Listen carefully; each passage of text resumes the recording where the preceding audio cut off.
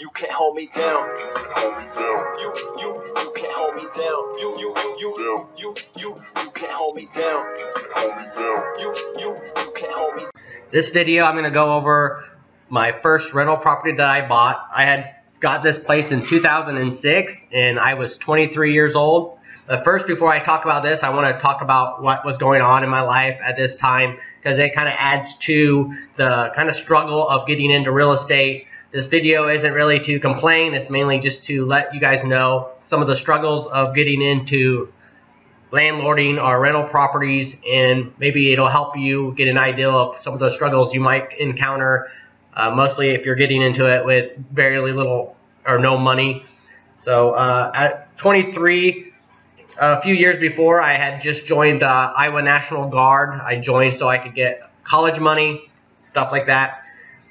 At this time, I was also working pouring concrete, mainly sidewalks though, and I was working for other people doing that. So I was going to go to school and still do odd jobs. I was also, I don't know, messing around with cars, buying, fixing them, trying to sell them. I was also big into demo derbies. So then, I think it was like a year and a half after I joined the Guard, I had gotten deployed. During this time, my parents had just gotten busted for making meth. So my dad went to prison and my mom went to jail.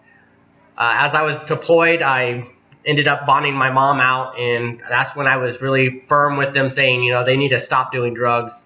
Most of my life, at least my later teen, my adult, or I wouldn't even say adult childhood, but maybe second grade, even before then, my parents were really into drugs and they were selling drugs. So a lot of that kind of stuff was evolved around my childhood growing up. And me, I really disliked it just because the way our family was and how crazy a lot of things were. So I was very firm with my mom, saying she needs to get off drugs or I was going to disown her. Growing up in my middle school and high school years, I was also in foster home a little bit. Both my brothers were. On top of that, my parents always pretty much had us living in condemned trailers or condemned houses. And like there was even a stabbing in my front yard over with my dad and his sister and my dad's sister's husband. We also stayed at like my mom's sister's houses a lot, like in their basement, stuff like that. So it wasn't a good family life. I didn't care for my dad at all, stuff like that. There was a lot of tension. Also, right before this, I was had an apartment across town, and I had my four-wheeler still over there at my parents' trailer in the garage. And during this time, they were threatening, because we weren't getting along, and they were threatening that they were going to sell the four-wheeler. And then apparently the four-wheeler became missing. Like the crackhead neighbor actually had stolen it, and that's what ended up happening. I ended up getting it back, but that was after the cops already came in to look for it, and then also got my parents on some marijuana charges, which I don't remember what exactly happened on that. So there's also some tension here, and again, like I pretty much wanted to get away from the drug stuff, and if I was going to help out my parents, they needed to get off of it. After I got back from that deployment, I had saved up all my money that I had, so I'm looking at, I think it was like $20,000, and one of the things I did right away is I found a small garage to buy and to work in. Me and my cousin were going to actually work in it while I was going to school. At this time, I was going for collision repair. So I was into auto, and I wanted to buy something where I could work out of and hopefully make money on in the future. And I bought that for $15,000. The remaining $5,000, I started going to auctions, and I was also able to get a pre-approved for a loan. So I started going to auctions, and then I came across this one. I got it for $28,000. So I put $5,000 down, and now I was back to being broke and going to school. And now I'll start going into this stuff for this rental. After I got back and after the deployment, I did start staying back at my mom and sister's trailer that was pretty much run down. This place was really bad. Like, the floors were rotting out, and my dad had put in plywood over it. The water lines were always busting. There's no heat in it. Underneath the ducts were all ripped out, so we had space heaters sometimes in the winter. So all the windows were pretty much broken out in the front half of the trailer and boarded up. So just give you an idea of what was going on there. But anyways, now I'm at this duplex, and during the auction, there was, you can't really tell on who's living there, but they said the people upstairs had moved out, and after the auction, he had actually moved back in. So when I was taking possession of it, he was already back in the apartment. So I was dealing with him, and then the downstairs, there was people living in it. First, when I bought this place, my goal was to move my sister and mom in the downstairs apartment, and I was going to live up in the upstairs apartment. So that's what my initial plans were. After I got it signed over, I immediately was having problems with both tenants. The people downstairs, they weren't wanting to move, and I ended up saying I was going to go ahead and let them because I didn't know what I was doing, and they pretty much talked me into letting them stay. Right away, I didn't really like it since I was 23, and the main guy that was renting the apartment was probably in his later 50s, and you could tell that everybody there was on drugs. So he always kept on calling me chief and acting like, I didn't know anything, and it was a very bad situation, and I didn't really feel comfortable that, like, when you purchase and I had this happen with another tenant in another building, when you purchase a property that tenants are already living in it, they feel that they have more control over it too because they've been there longer than you have, even though you're the one that owns the building. So I don't know how to explain that, but that's kind of the deal that was kind of going on. But anyways, I decided to let them stay there, and then the upstairs guy, I was like, well, he was like, I live here, and I decided to say, hey, I guess you can stay there too, because I didn't want to kick someone out, even though the place that we were living at was actually worse than both of these apartments. I didn't get too many pictures and stuff for the downstairs, just because there's people living there, and then when they actually moved out, we quickly moved in, so I just never realized that I should have took pictures or videos. So first off, the downstairs rent was for $350 a month at this time. And the upstairs guys, I think his was at $300, and he never paid any rent, and I'll talk about that after I go over the stuff. So I was only getting $350 from this. My loan payment was $244. The water bill, I would say, was coming out average around $70 a month. So that tells me, even at that time, this was way low. So I'm guessing a lot of them weren't taking any showers and stuff. The taxes were $54 a month, so I did divide these into the monthly things to do a monthly thing. The insurance was $38. The electric was normally over $200, so I'm going to put down $200 for this, but sometimes it got a little higher than that. Reason being is because there was 2 couples downstairs, and there was also a kid, so we're talking about several people, five people here. And they had not one fridge, but 2 full-size fridges for the 2 different families, so they weren't sharing the same fridge.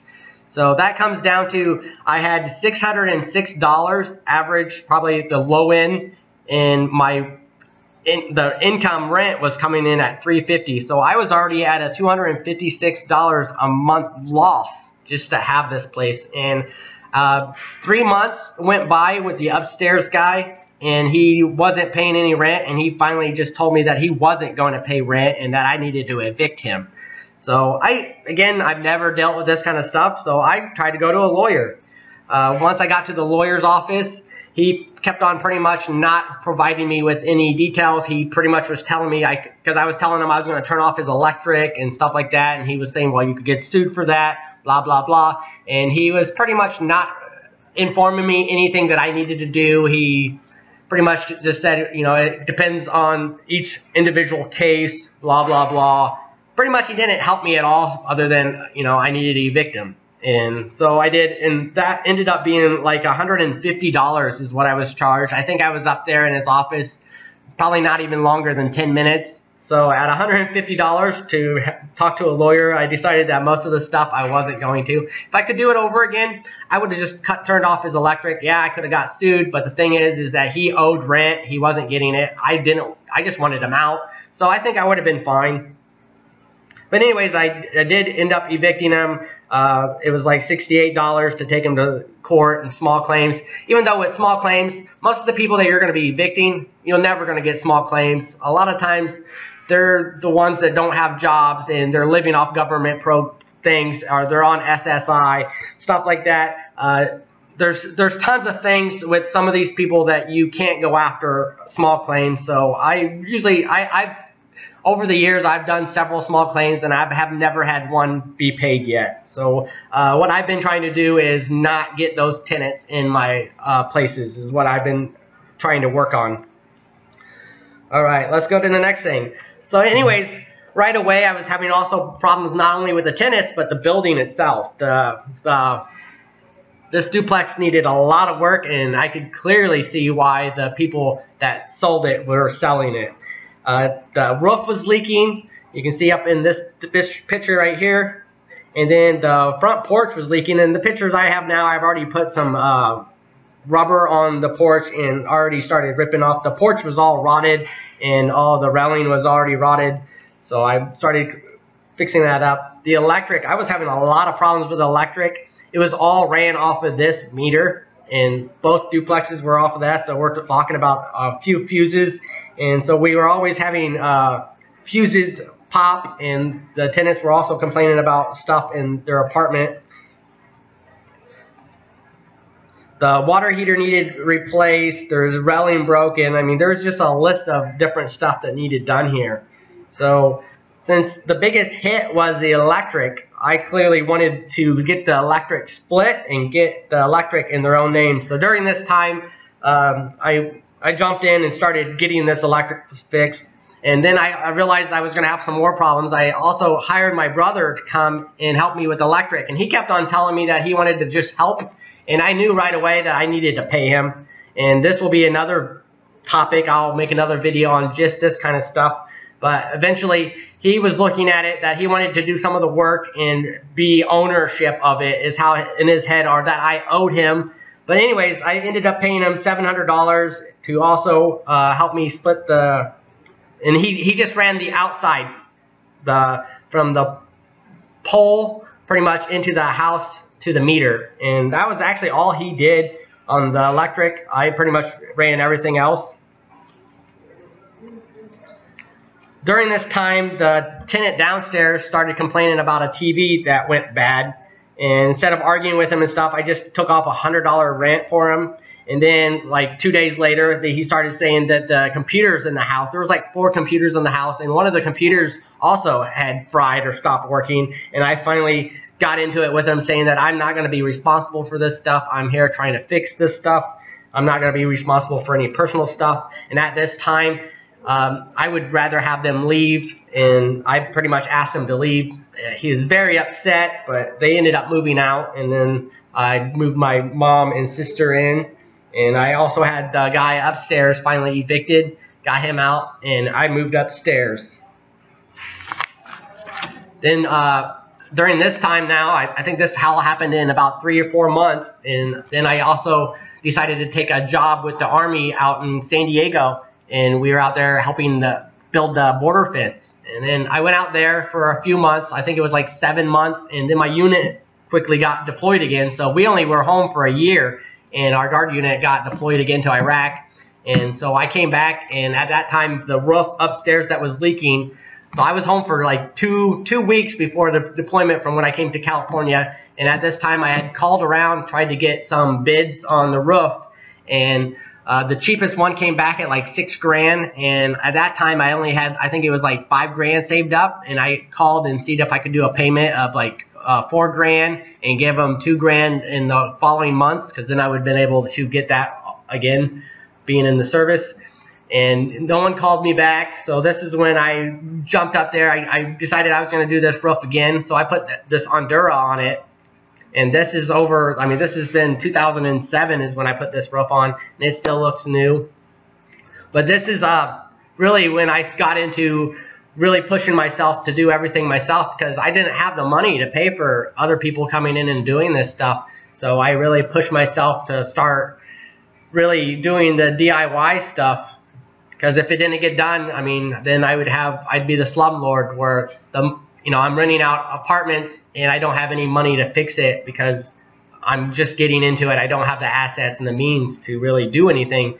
And this is one of the reasons why a lot of people fall into the slumlording. So I'm glad that I was able to get in there and do most of the stuff myself so I could have the better apartments and not be what most people look at as the slumlord. So I really pushed myself to jump into this place. At this time, I haven't really done too much with roofs. Most of the stuff I was doing is more woodworking and concrete work. So in plumbing, I did a lot of plumbing at this time. So I was already good at that kind of stuff, but I just kind of pushed myself into other stuff. And also, even though I had my mom and sister downstairs and I wasn't charging them much for rent, they did pay rent. It was at $250 a month. So it's at this time, I think I could have got $450 to $500 for that large 2-bedroom downstairs. So I gave them a deal, and they've been living there on this rent for a very long time. And I'll go into more stuff. Again, I started having a lot of problems with a lot of other family members and friends. So those will be separate videos. But this is how I got into this one and some of the stuff. I was getting so much stuff thrown at me, right away. It's a learning experience because you don't know a lot about a lot of different things. I didn't know much about leases. I didn't know how dealing with tenants was going to go. I didn't know how the laws were or what laws I should really worry about and which ones whatever. If you're doing this, then the law's going to be worse for you than me, kind of deal. I didn't know too much with all the different issues. So this was a big learning process. And this is also another reason why banks don't like giving loans to a lot of people that are first getting into rental properties and stuff like that. I guess I should also talk about how this property is doing now. Since then, I've had the electric split, the water line split. I had a roof on it. I've remodeled both the upstairs kitchen and bathroom and then the downstairs kitchen and bathroom. Put new windows downstairs. I got new water heaters in, new front porch. So I've done quite a bit of work to this place.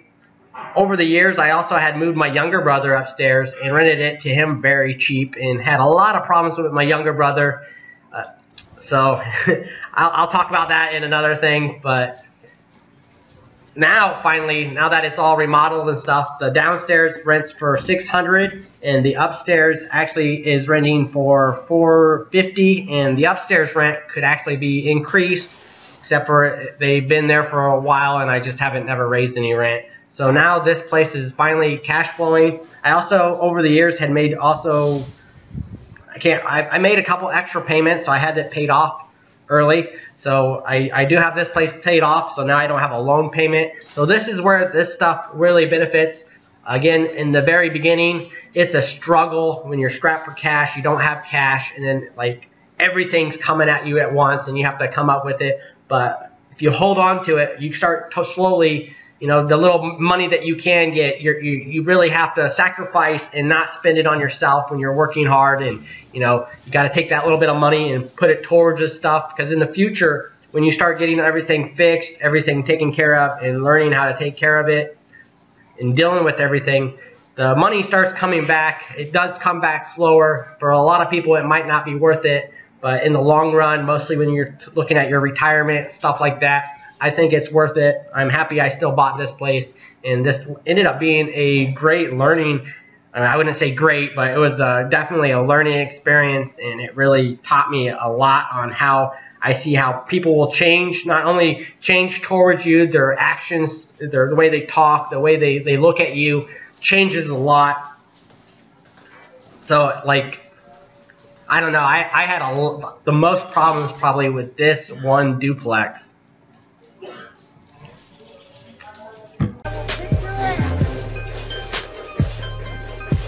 Girl might want to see this.